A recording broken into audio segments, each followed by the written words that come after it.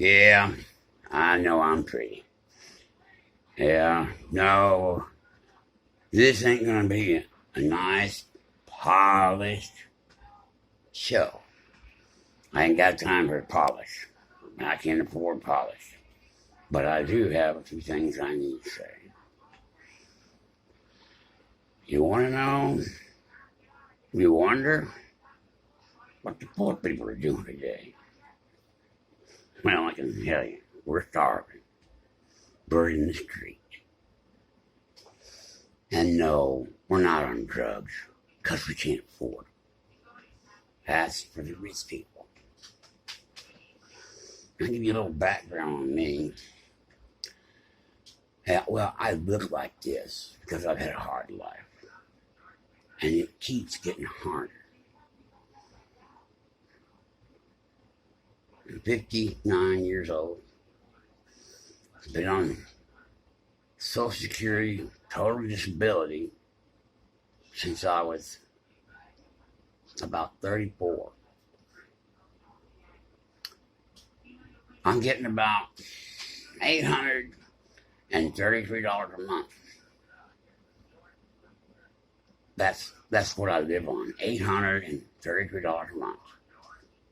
Who in the hell can live on $833 a month? I've tried for the last 30-some years. When I first got my disability, I got $27,000 back pay. And I made that last 17 years.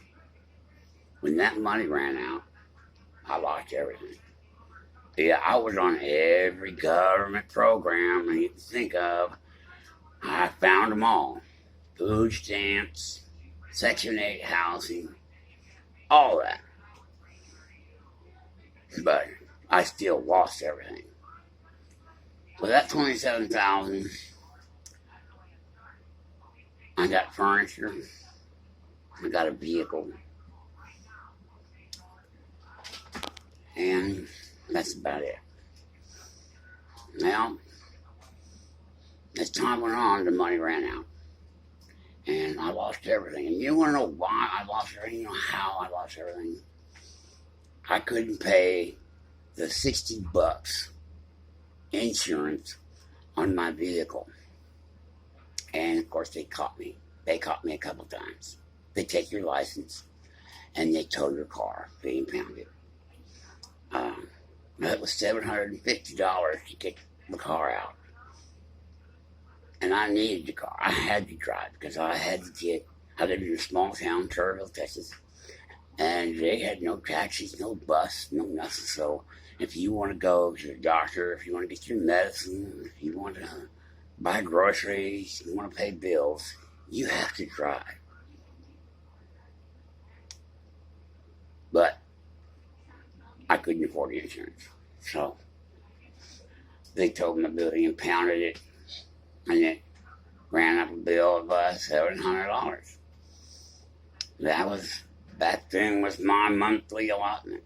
And so I couldn't pay my rent. I had to decide, I can't drive my apartment, but I can live in my vehicle. So I had to make the hard choice. Let the apartment go. You miss one payment on rent with Section 8 housing, you're kicked out, and you don't get back in for 5 years.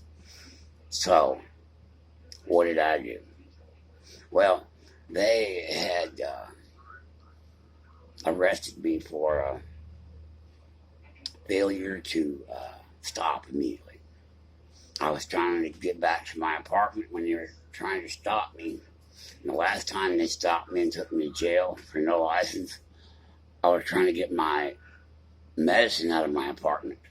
We were right in the parking lot. And the cop said, no, you can't go get your medicine. And he took me to jail, and I had to dry out from all my medications. And that's not pretty when you got what I got. So, they told me they were going to let me go. PR bond. Get out. They took my apartment. They took everything.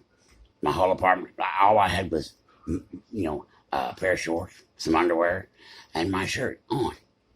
And that's all I had left in the world. They took all my records, my files, and everything you need to survive. Especially when you're dealing with the government every month. They want you to send them information. They want you to send them documents. Well, they took all that. And they put it in storage for me. Thank you. And, I couldn't afford the storage. They were going to let me out. Yeah, but what am I going to do if they let me out? I'm homeless. I'm going to be sleeping on the sidewalk, and they're going to be picking me up every day, throwing me in jail for vagrancy, right? Well, I told them, no, I'm standing right here. I'm standing right here so my court case comes up, and they charged me with a state jail felony. Yeah, we're not stopping. Yeah. And I didn't stop because I was trying to get back to my apartment and get my medicine before they dragged my butt off to jail. So I said, I'm staying here until my case comes up. I ain't got no roof in my head, and it's cold outside, and I'm staying here. And I said, oh, okay. And I figured, a month or so, my case would come up, and, I'd go from there.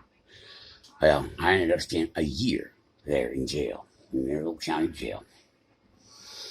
And compared to my life now, I had a pretty good setup. I had my own cell. I had my own TV, cable TV. Hell, I was doing good for a year. Of course, they took all my check. I didn't get to save any money while I was in jail. They took the check. So when I got out, I was penniless. And the only choice I had was I could go be homeless in San Antonio, or they would take me to a assisted living facility way out in the country in a little bitty town.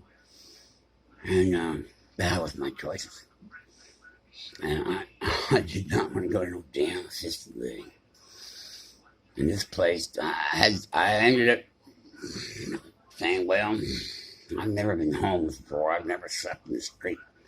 I don't relish that thought, so take me to the assisted living place. So there I went.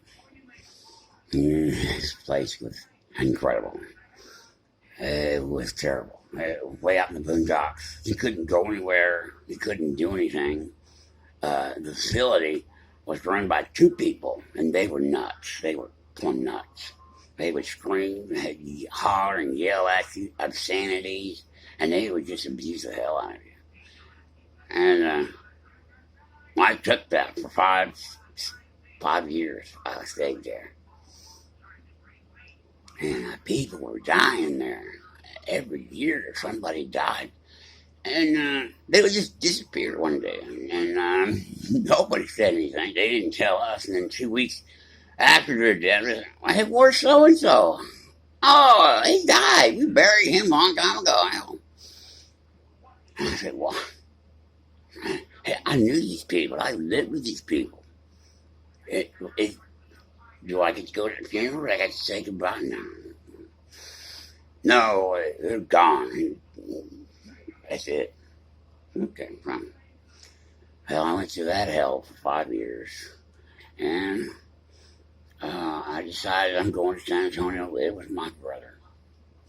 Got down there. Brother wouldn't even answer the door. He called the cops. And I had my clothes, I had a little bit of money, and I had my medicine. Well, I lost all that trying to find a place to live.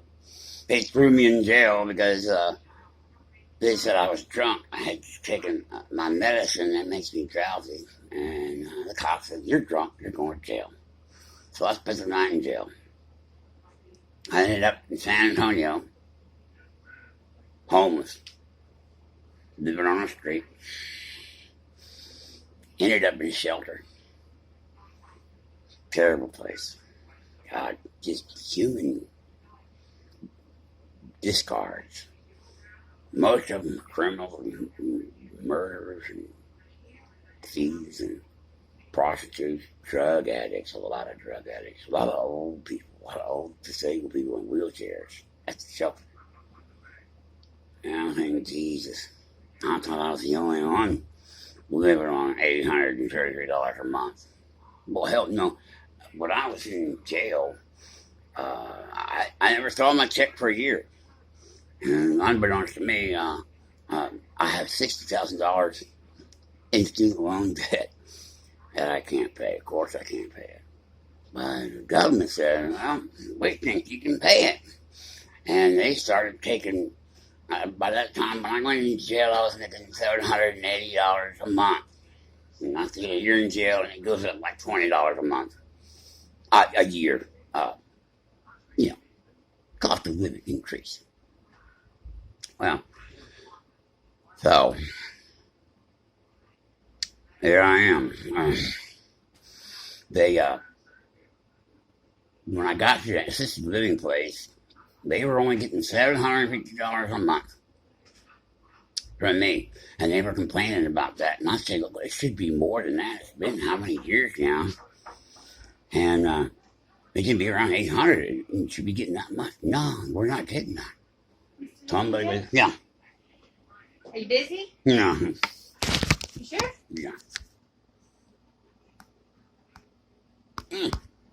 Damn, how you turn this off?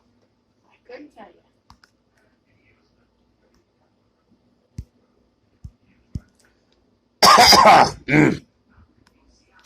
What's wrong with this?